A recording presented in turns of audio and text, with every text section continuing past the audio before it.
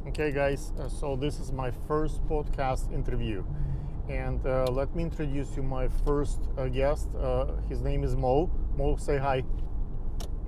Good morning, everybody. So Mo is with me on the phone, and recently Mo was the house photographer, videographer for a major fashion show. So the topic of this particular 2 minutes, 1 minute, because Mo has to go, he's a busy guy, would be house photography. Mo, you can take it away from here. Thanks, Alex. So I know it's only a couple minutes, but I'll make it brief. So today I want to talk about the experience of being house photographers and how to become one. So first of all, to be eligible to become house photography, obviously your work has to be really good, it has to stand out, and the producers have to already like your work.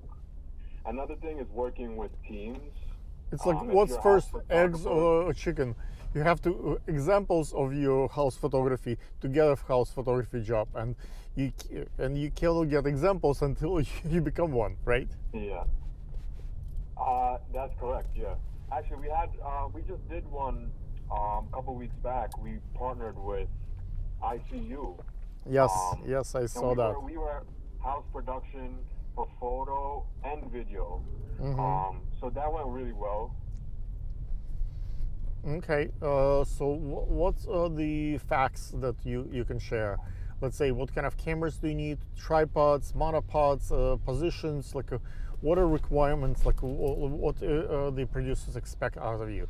Left feet on the ground, like a body shot, detail shot, lights. Like what's the house photography basics? So some of the basics, obviously, it is camera. The type of camera doesn't really matter, but as long as you and your second shooter have the same camera and camera setting, that would be great. I think the fast camera is important because you click. If you don't have enough buffer space, you're gonna get in trouble. The photographer should be experienced in fashion and runway already. But Because like, obviously, as let's specify what's experience. Do they like 70 to 200 lens? Would that be like a basics? I would say, right? say that one more time. The lens, like say 70 to 200 long lens, may be helpful, right? So definitely a 70 to 200. That's going to be able to reach the whole runway. Center spot. That center spot, I think, is important for house photography, right? Definitely. You always want to get a clean center.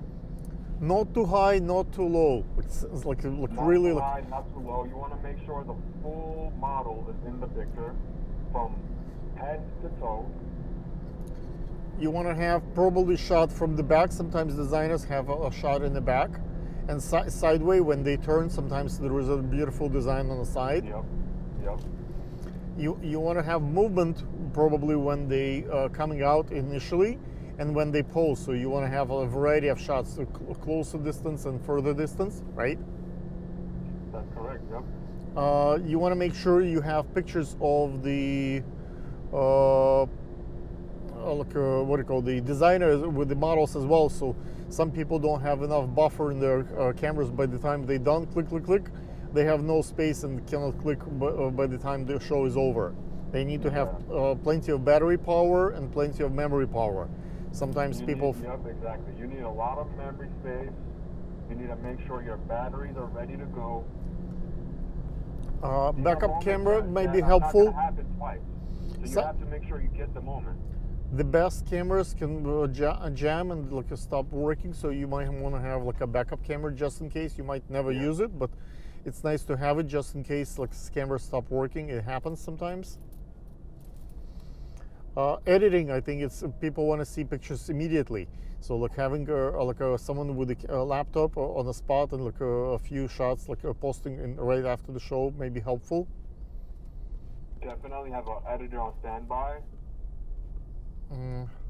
What else you think is house photography? I don't know if you have to go or we can continue. Okay, let's do a quick plug-in. What's your Instagram? What's your how people can book you as a house photographer? Sure. So Instagram is Meteor Motives. That's meteor like a meteorite. Motives You guys could message us or email us.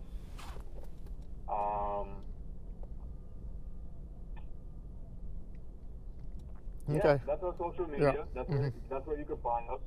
That's cool. Obviously, take a look at our work on there as well, and let us know what you think.